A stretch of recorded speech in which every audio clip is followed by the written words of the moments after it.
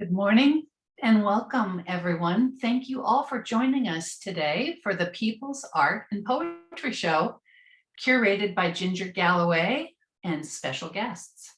My name is Janine Peroy-Gamblin, and I am Programs Coordinator for Inlandia Institute, a literary and cultural arts nonprofit located in inland Southern California. I'd also like to take a moment and to introduce Inlandia's Executive Director, Katie Porter, who is right here with us as well. Before we begin, well, there she is. Say hi, Katie. I jumped you. Hi, that's all right. Welcome, everybody, and thank you for being here. Thank you so much. Before we begin, a few words.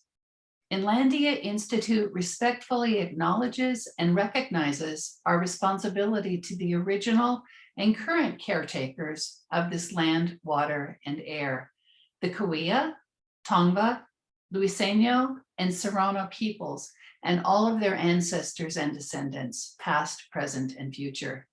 Today, the Inlandia region is home to many indigenous peoples from all over the world, and we express our gratitude to them for allowing us the opportunity to live and work on these homelands. And now a few housekeeping notes. We want you to know that closed captioning is available for this event via the CC icon on the lower part of your screen. Also, please note that this is a view-only presentation and it is being recorded. If you have any questions during the program, please type them into the Q&A box and we will get back to you later on. Today's event is hosted by author, poet, and artist, Ginger Galloway. Born and raised in San Diego, Ginger moved to the Inland Empire in 2003, where she lives with her husband and 4 of their 7 children. Ginger has authored and illustrated a number of books and is a proud member of Blacklandia.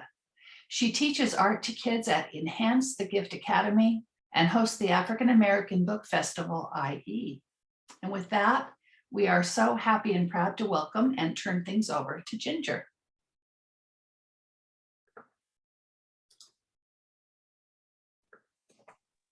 Hi, good morning. I am so glad that everyone is here today. We have a showcase of a few amazing kids who have shared their art and poetry with us, and we're going to just jump right in. Our first artist is a poet. Let me get my screen shared here.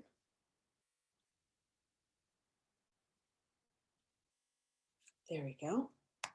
Our first artist is a poet, Avery Lamothe. She's 10 years old and she's going to read 2 of her pieces of poetry. So if we can get Avery on, and she says that,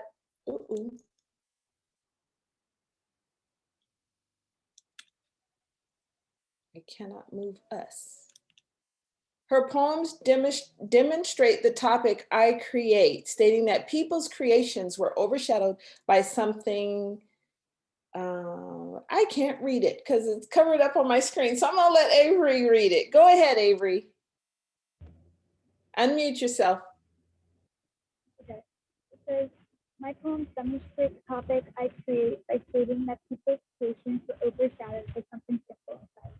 But that's just one of my poems.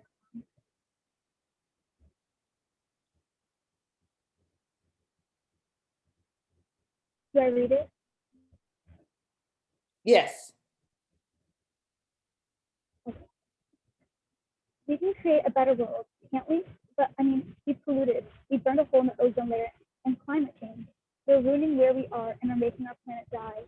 If Earth was taken from you, and after a long time given back, you would probably appreciate it more.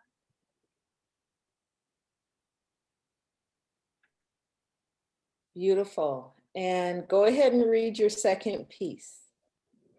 Today, I made a device that could teleport me anywhere, but it got overshadowed by a flunkey made by my classmates. Why won't you recognize what I can do? Why did my flying phone get shot down while you pulled up a rubber ball? My inventions are right here. Don't you see them? It's no matter that you can't see something spectacular before your eyes. It's no fault but your own that you won't get to use. Sorry, that you won't get to use these things. But one day I'll make an invention that helps people. And even if you shoot me down then, I know I can create. Wonderful, wonderful. Thank you so much. When did you start writing poetry? Because you're only 10. I started, I guess I don't write poetry a lot, but I guess sometimes if I just feel like writing some, I write something random.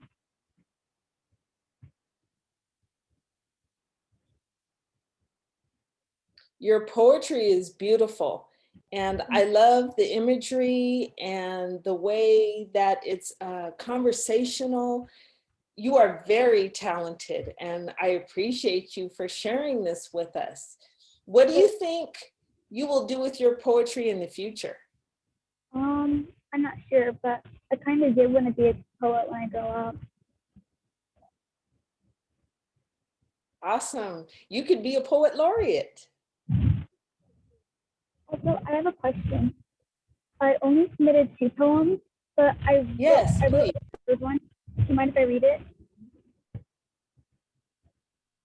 Absolutely. Go right ahead. Okay. This one is titled Best Friends. I'm right beside you, never in front. And while you're so popular and bright, I'm not even seen. Everyone talks to you, even laugh your jokes. I sit here unspoken to, have to follow your every move.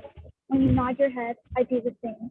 If you want to be happy and smile, the long grin spreads across my face. And if you're sad, that grin turns into tears, and I'm frowning. I'm always with you and can never speak my mind, like I have no mouth, because I left it behind with my own identity. And I appear connected to your every single mistake. No, I'm not your shadow. I'm your best friend that wants to be cut from the chains that you're holding me back in. Please, someone come break them with the axe I'm not yet strong enough to wield.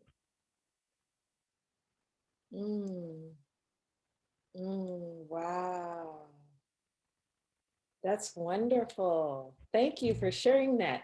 Now, you know, when you're at a poetry reading, when the poets finish, then everybody does snaps for them. And that's like clapping in the poetry world. So we're all snapping for you. Thank you so much. All right. So we have 3 artists, visual artists, that are sharing with us today. The first is Kamari Brooks. Kamari Brooks is 18. And we have 2 of her pieces, and I'll have her come on.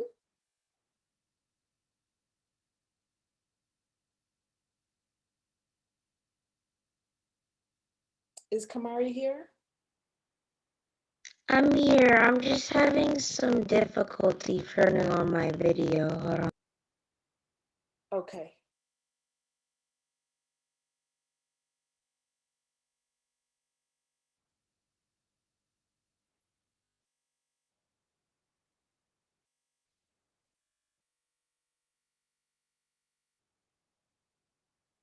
So we have 2 pieces of art from Kamari, and she said that she used a lead pencil, black and brown line art pens. Hey, there you are. Okay, so I'm gonna let you talk about your artwork. So tell us about this one. Okay, so this one I was watching, so I was just like, let me do a quick sketch real quick to combine 2 characters because I was looking through me. So I decided to combine that character.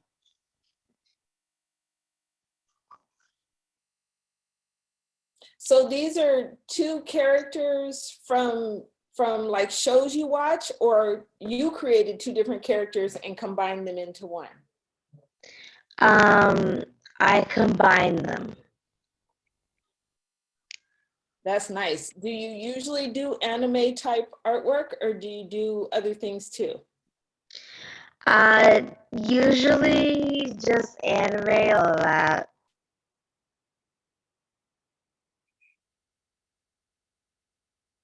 Beautiful.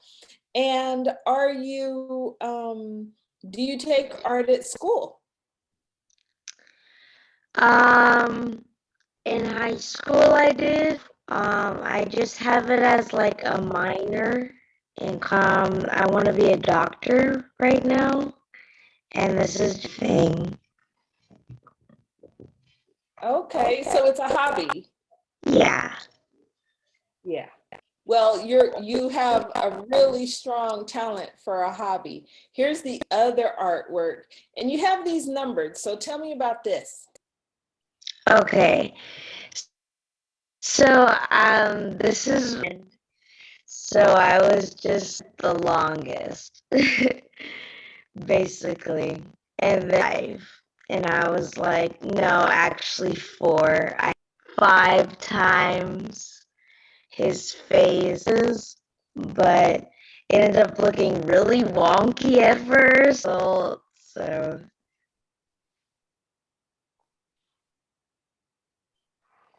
So we have 5 different emotions here, I notice. And for me, when I draw, sometimes getting the same character with different emotions is hard. yeah. Do you have a hard time with any particular emotion? Um, I would say smiles, simple.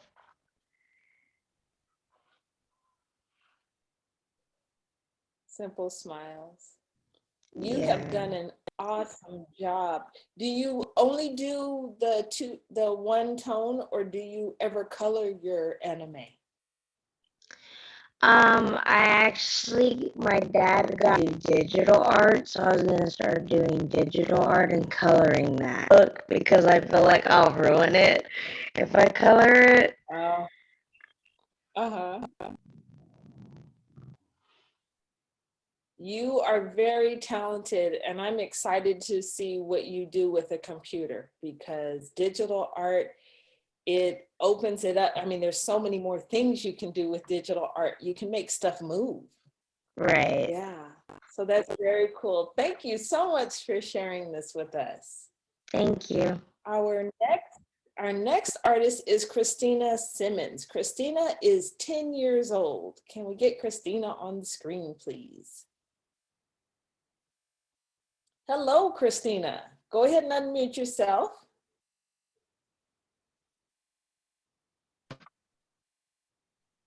Hello. Good morning. Hi. We have Good several morning. pieces of art from you, and you wrote a statement for each one. And I'm going to let you go ahead and tell me about each one. This first one, you said you used poster board, paint brushes, and acrylic paint. And you create art all the time because you love it, and I love that. So tell us about this piece.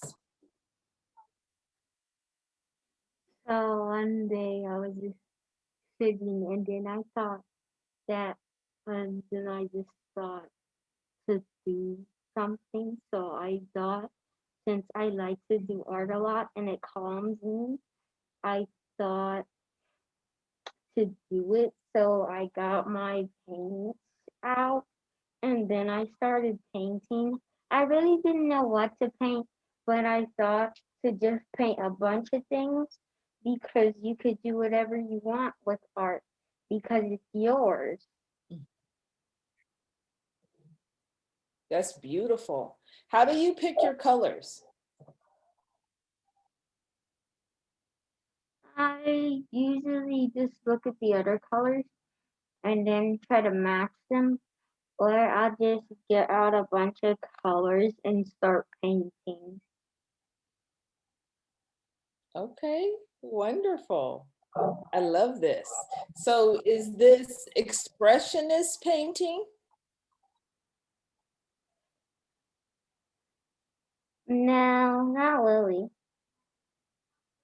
Okay. All right, your next piece. You said you create with anything that you find, and that you created this artwork with paper, water, clear slime activate, a paper plate, water, clear slime activator, and food coloring. And you said you think this is cool and you hope that we like it. Tell us about your process, because this is very unique. So when I was making slime, I was dyeing it, and then I saw how the colors it made, and when I added the food coloring, how they reacted, and I thought this is really beautiful. So I decided to get a paper plate, put some activator on it, and then mix some food coloring with it. And then when I was done, I told my mom to take a picture of it. I love this. I love that you explore with your art, that you're not stuck, doing just one thing, that you are open to see what other things will do. Who would have thought to use the slime activator? Who would have thought that? And this is beautiful how these colors are moving together. When you put the activator, did it keep moving? Yeah, it did. So it's science and art at the same time. That's really cool. I like that. Mm. And then for your last piece, you said, I love art and I create using a lot of different things. You made this using a piece of notebook paper and colored chalk. You created this beautiful design. You think it's really beautiful and you hope that we like it. And orange is my favorite color. So I was drawn to this one immediately. So tell me about this one. So so one day I was in art class and I was drawing, and then we were using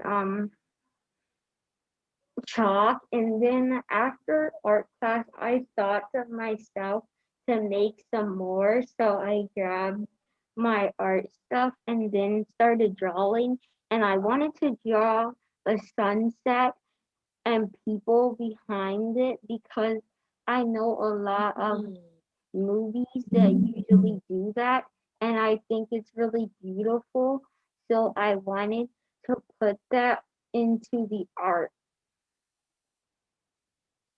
That is beautiful. So you have a foreground, that means something that's closer to you. And then the sunset is in the background and that's further back. And that's what makes the shadow, because the light is on the other side of your subjects. That is beautiful. I love that. I love how you blended your colors and how you use the whole paper and that you filled it all in.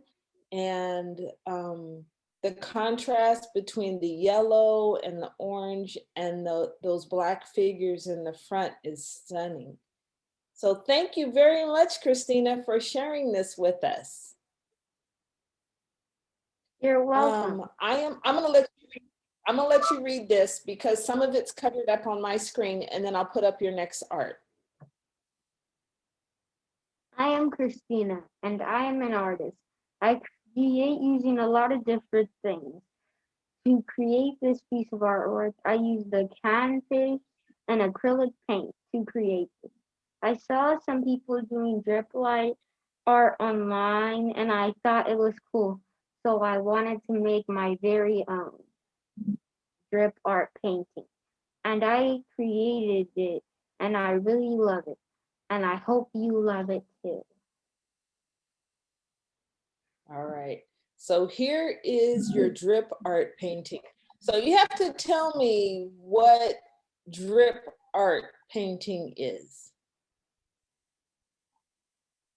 Drip art painting is pretty much when you make something and you put the paint on the top, and at first it just looks like a line, but you gotta turn it over and wait for it to drip down and then wait for it to dry. And when it's done, it brings out this really cool design that kind of looks like when you put glaze on a donut.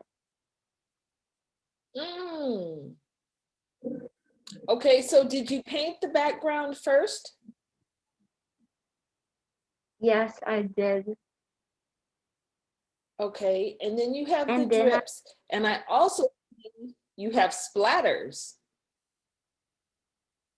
Yeah, I had some cyan paint, and I saw that I barely had any left, but I wanted to use what I had while I had it. Mhm. So I decided to make splatters on the painting. So I squeezed the paint out of the bottle, and at first it made this really beautiful effect. So I wanted to keep doing that, and I kept doing that until I felt satisfied with what I had. I love this. I love that you have different sizes of things and different shapes, and there's a lot of movement in this art. Thank you so much for sharing your artwork with us. No problem. Our next artist is Credon Galloway. She is 13 years old and she is in a different program. So she's not here with us today, but I will share her art. She said, I created this art called Fire Sign with pencils and crayons on lined paper. And this is fire art. Credon likes to draw faces. She likes anime. And so this is a creation that she made using mixed media, the crayon and the pencil on lined paper. And it always delights me when I see that the kids are creating with and on the tools that they have at home available to them. Pencils, all the kids have pencils. They use pencils at school. They have crayons. So it makes artwork accessible. Her other piece is a self-portrait painted with acrylic on canvas. And this is part of a class that actually I taught. And I love that the emotion that her self-portrait has and the contrast between the blue background and the white top and the movement of the hair. She did a really good job on this, and I appreciate all of the hard work. These kids are so awesomely talented. And I am so glad that they chose to share their work with us today. I'm going to try to close this out so we can talk to our panel. Let's see here. So on our panel today, I have 4 panelists, and I would like for each of you to take a moment to introduce yourself. We'll start with Lisa Henry. Hello, everyone. Welcome. I'm Lisa Henry. I am an Inlandia board member and a great supporter of Inlandia and what programs they're doing for families, kids, adults, everyone. Literary and arts programming has been a passion of mine, and I've been involved with the arts for a long time. I've curated art shows, interviewed artists, and really enjoyed being part of the creative community. So welcome everybody, and thank you, young artists, for sharing your wonderful work. Thank you, Lisa. Next, we have Margaret Briggs. And when you introduce yourself, tell us about your program. Okay, good morning, everyone. I don't know if you guys could see me clapping on the screen, all of the poets and artists, but just wonderful work, you guys. Amazing. But I am the director of Enhance the Gift, Visual and Performing Arts Academy. And we teach a variety of disciplines in our programs, dance, visual arts, we do theater, we've done some spoken word, and what did I leave out?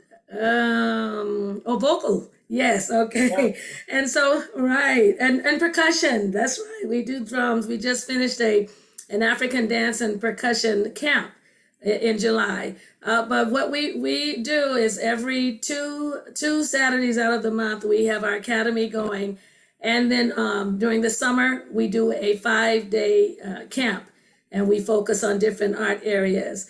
But I mean, art has just been very dear to me from visual and performing from the time that I can remember, starting in church probably. It's where I began singing.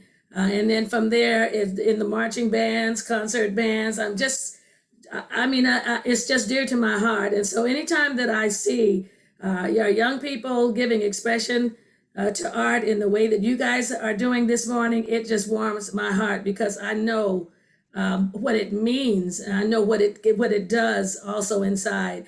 So just continue the amazing work, you guys. And thank you, Miss Ginger, for this opportunity. Thank you. Next, we have Gary Lett. And as you introduce yourself, likewise, please talk about your program.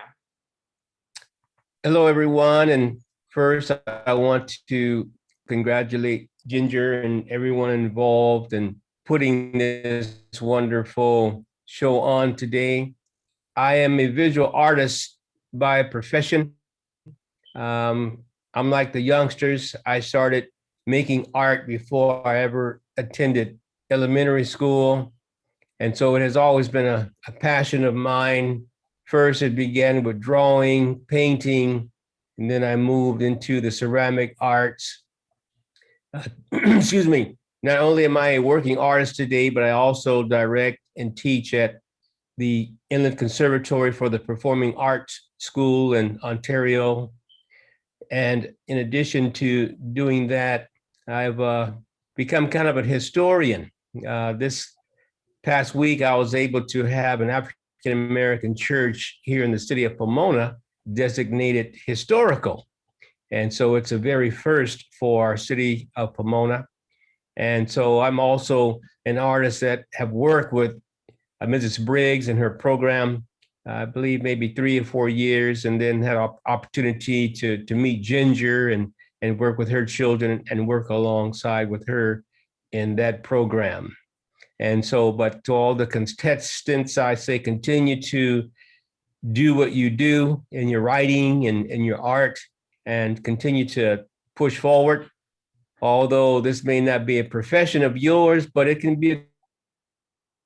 And art is very therapeutic and it's a way to relax and it's a way to motivate others as well. So once again, thank you for all of your participation. Thank you. And our last panelist is Nikiya Cheney. Go ahead and introduce yourself. Good morning, everybody. My name is Nikea Cheney, and I am so honored to be here. Thank you, Ginger, for inviting me to be on this panel, to get to watch and look at these beautiful pieces of art that these young people have put out into the world. I'm just so proud of you. And I'm a poet by nature. I have a few books of poetry that are out there. I'm also an educator. I teach African American arts and culture at Cal State San Bernardino. And in the chat box, I just want to give a shout out. I have a piece of artwork by Dean S. Coach Builder, and that was the cover for Inlandia's San Bernardino Singing Anthology. So it's kind of really nice to see how art joins us all into this huge community and connects us in these really special and wonderful ways. And to see young people, starting their journey as artists is especially exciting because you have so much more that you're going to gain and so much more that you're going to do in the future. But we were right there first to see those first pieces that you made. So I'm just really happy to be here. It's a beautiful, beautiful panel. And I'm proud of you guys. Keep doing exactly what you're doing. Do not stop.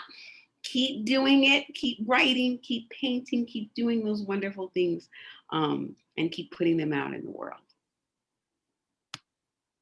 Awesome. Thank you, panelists, for being here. The first thing I want to talk about is the poetry. How do we make poetry more accessible to our kids? And I'll pose that to Nikiya. That's a good question. poetry can often have a bad name. We've all tried to analyze poems in school, and so we're thinking, I can't really understand what's going on here. But I think if we look at poetry as a way to express yourself, and one of our first artists, I can't remember her name, who was a poet in here, I was like, oh my goodness, she's expressing herself and she's talking about her experiences, even as a young person. If we look at it that way and we focus on the ways in which the spoken word, the written word can be a voice to the people around us, I think that's a way to make it more accessible. Poetry can be anything. I always think that a poem can be a picture, a poem can be something sung, a poem can be even a dance that you see on stage. So maybe expanding and broadening our ideas of what poetry actually is can help as well too. I hope that answers your question, Ginger. That's beautiful. And those are things that sometimes we don't think of what poetry is. We think it has to fit into some kind of structure and that it can only be one thing. And poetry doesn't have to be written words. It could be one word, it could be no words, it could be a sound. So I think maintaining sight of the fact that poetry evokes emotion, just that one sentence right there makes the world of poetry accessible to us all.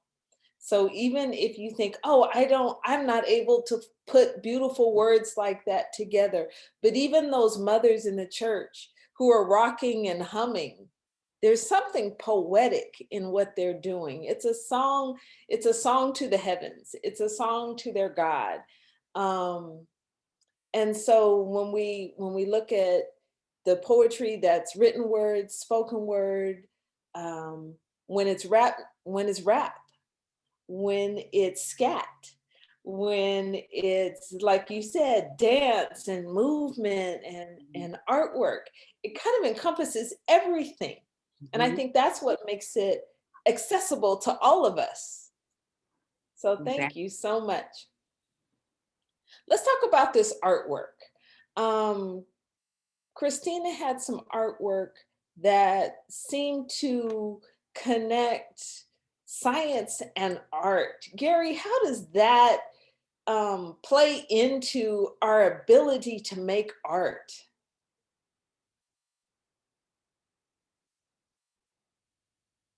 Unmute yourself, Gary.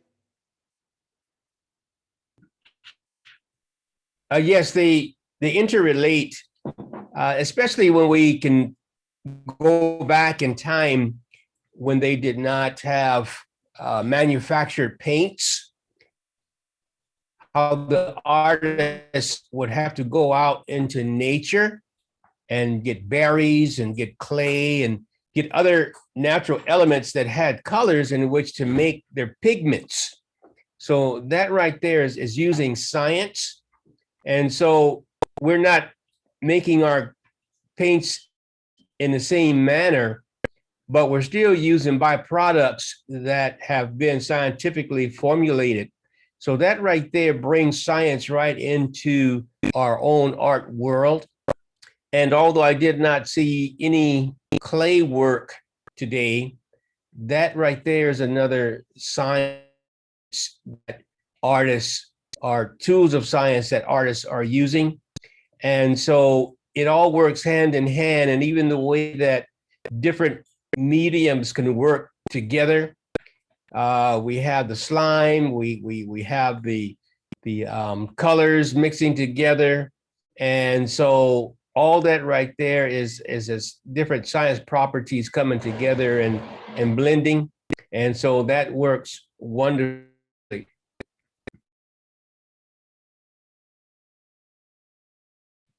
I wonder if I could just add something, because I love the slime piece. That was really dynamic to me. And hearing her talk about the process, that was so great for you to ask her, describe your process, Ginger, because I have only been introduced to slime this past summer. I didn't know anything about it. And I am just kind of like, wow, there's this thing. And a lot of people are using it and experimenting with it and making their kitchens into a science laboratory. And I just think it's kind of great. I don't have kids, but I have been, spending a little time with some younger people this summer, and I did not know about slime, but it was great because it was just tying into what you were saying earlier, Ginger, about artists using what they have, artists using what's around them, artists using what's in their world, what's popular to them, drawing from that for your art also makes it accessible, right? You don't always have to use oil paint to make a painting. You don't always have to use a blank canvas. You can use your lined paper from your notebook. Like that is also a way of making art accessible, using the materials at hand. But I just really want to shout out that slime artwork because I thought it was beautiful. And then I was like, oh, okay, so now I got to learn about the different, there's activator and then you can put food coloring in it. Like that was really fascinating to me. I really appreciated that work. I thought that was really cool too. And I find that students who are not drawn to science, if they're drawn to art and you're able to make that connection, it makes science exciting, right? So we can do those things, those creative things that we do and tie it to our other academics, which makes them more accessible for us too. Margaret, let's talk about tools, because like Lisa was saying, the kids have used some of the things that they just have readily available for them. And I know with Enhance the Gifts, sometimes there are opportunities to even make instruments with stuff that we have. So could you talk a little bit about the tools that we use to create art and how that makes art accessible? Oh, wow. Well, you know what, I liked what I heard you say, Ginger, and too, Gary, in terms of the things that you have around the house. I can even remember when I was little, and Christina, your age. I remember going outside just collecting things from the yard, bark or different rocks and different things like that, painting on rocks. I was in a visual arts program when I was very young as well, and we would just collect things from nature. And we would utilize those to make our artwork. We did instruments recently as part of the percussion class, where we just used beans. We used the pinto beans. We used cups. We put the beans in the cups, taped the two cups together, painted them, and made shakers to go along with our percussion instruments. So you're right. I mean, the sky's the limit. We've got, look. We've got this whole earth that was what? Created. In the beginning, God created. So all that we see around us, it helps to make art accessible. And like someone said, art is yours. I think that was Christina that said, art is yours. Whatever you see that you want to use, use it, do it. And so I think with that, anything goes, okay? You can't mess it up, right? It's yours. Beautiful, thank you. Lisa, curating an art show for kids. Talk to me about the intricacies of that and why we don't see more of these. Well, I would say creating an art show for kids or of kids who are artists, young artists, in a lot of ways, it's not that different. If you're doing a group show, kids, adults, seniors, you're dealing with a lot of different personalities, a lot of different kinds of expression, and the challenge is to, no matter who you're working with, to kind of make a showcase for the artists. so that they really have a space to shine. Everybody's work is going to be different, just like what we saw today. All the works are a little bit different, even the poetry, you know, different voices, different rhythms, different format, right? But you really are just trying to make a showcase for the artists individually and as a whole. And I think that, you know, there are a lot of museums that do young people's art shows. I know the Riverside Art Museum does one every year, a high school competition. And I don't know. I mean, I think it's fairly similar to doing an adult art show. You want to have a rapport with all your participants. You want to understand what they're trying to express. And then you really want to just make sure your venue, whether it's virtual, a museum, community center, outside, that the work is able to be viewed in an intimate way by the public, right? So, or the audience, right? You want people to be able to see what you're doing. You want people to have a moment to look at the things, experience them physically or virtually, however they can, and maybe even express themselves. You know, I've had a lot of good experiences working with young artists and emerging artists, but I don't know that there's a big difference. How about you? How did you, was this program the result of a class that you were teaching? Or was it just a separate program and you just happen to know all these young artists because you're also an art instructor? I actually got the idea when we were brainstorming for Blacklandia. What could the kids do to participate? Because I work with children in a lot of capacities, and it is our tendency to design programming around adults. And I wanted to do something that would specifically highlight the gifts and talents of kids. And actually of these young ladies, I only know 2 of them.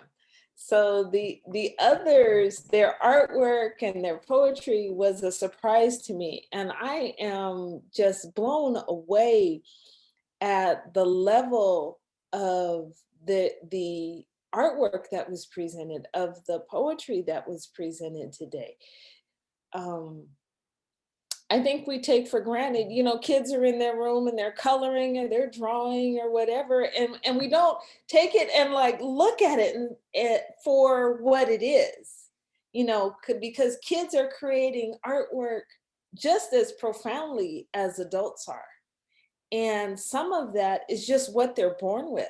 It's the eye that they have without any instruction, without us telling them what to do or what to use. When a kid says, oh, I want to draw a picture, and they grab a piece of notebook paper, and then they create this masterpiece on notebook paper without consideration that it's not the right thickness of paper, or I don't have the specific pencil, or I don't have the needed eraser.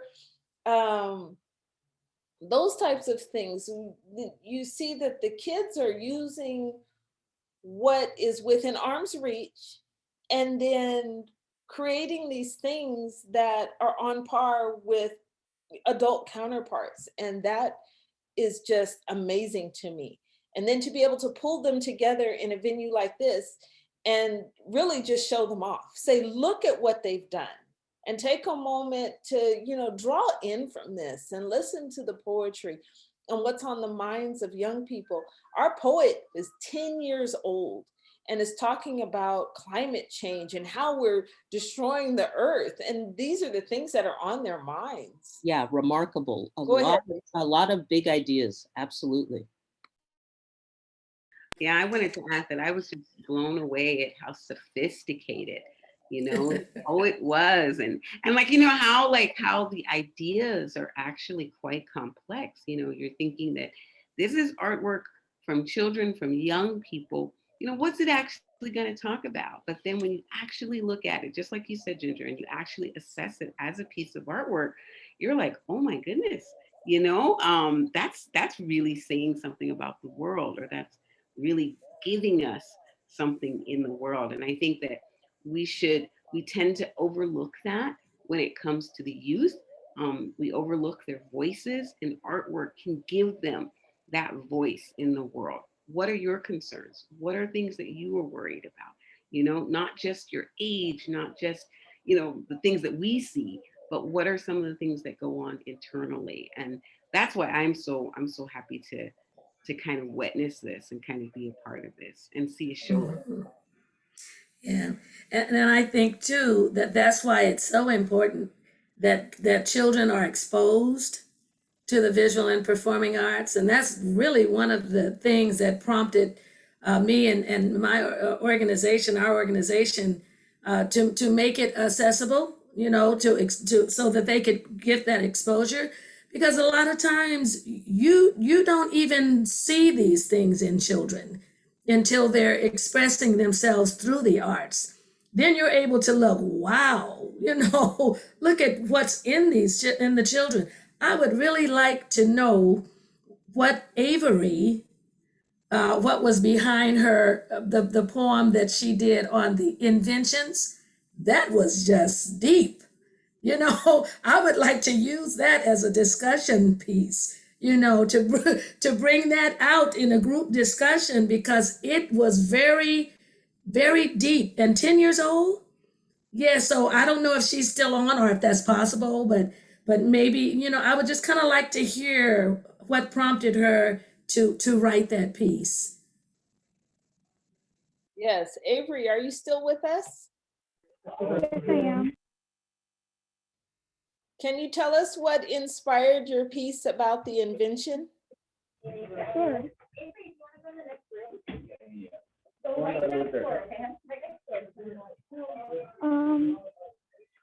Well, what inspired my poetry was just sometimes how I feel sometimes upset about random things, and I can't express it without getting in trouble. I start writing it in poetry, or if I'm sad or happy.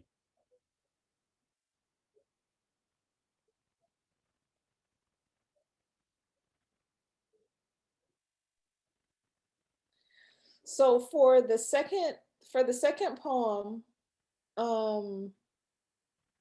I had the feeling that you felt invisible or ignored. For the one about the planet, or the one called the sun? The one about the one about the invention, where you said, that you had made this wonderful thing and they were holding up the rubber ball like it was something spectacular, and then you said that they would see you after all. Right. So if I ever made something that it was something new, something that wasn't made before, and I made that, and I was thinking it could be shown and that it could be cool. But if someone else holds up something that was already done, or that someone already showed it, they're holding up that thing like it's something new that they made, and my thing that I wanted to be new and that was new gets overshadowed.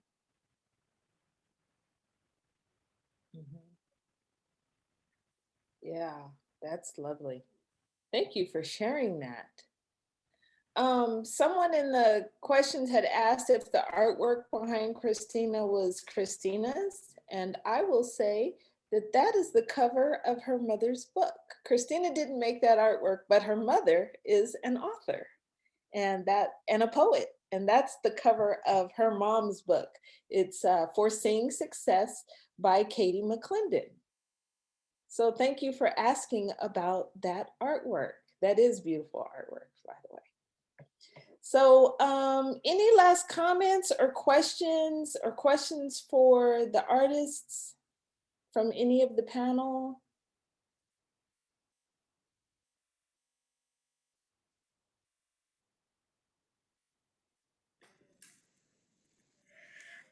Just, I have a question for Kamari.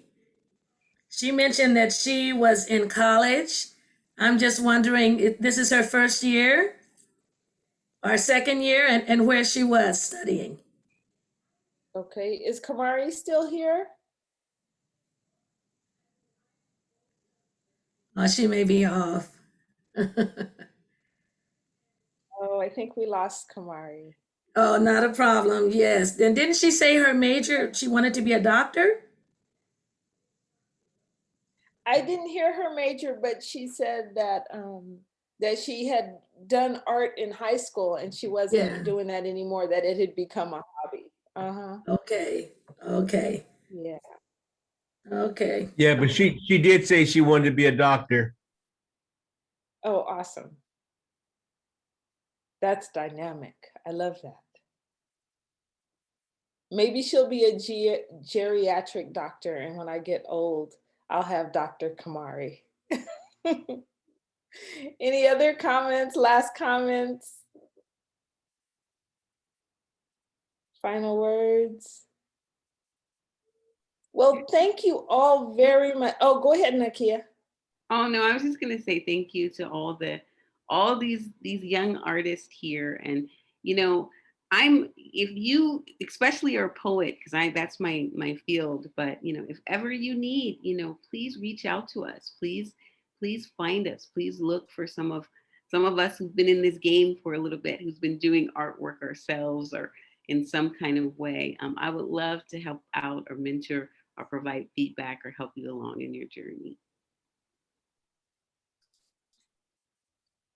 Thank you for that. You guys, you can reach out to us. You can find us through Atlandia. And I thank you so much to all of our artists, our poets. A special thanks to my panel, because I just pulled you guys together, kind of like, I need you here. And every single one of you showed up. And so I totally appreciate that. Thank you, children, for sharing your art. This has been just amazing. I am in awe of what you're done.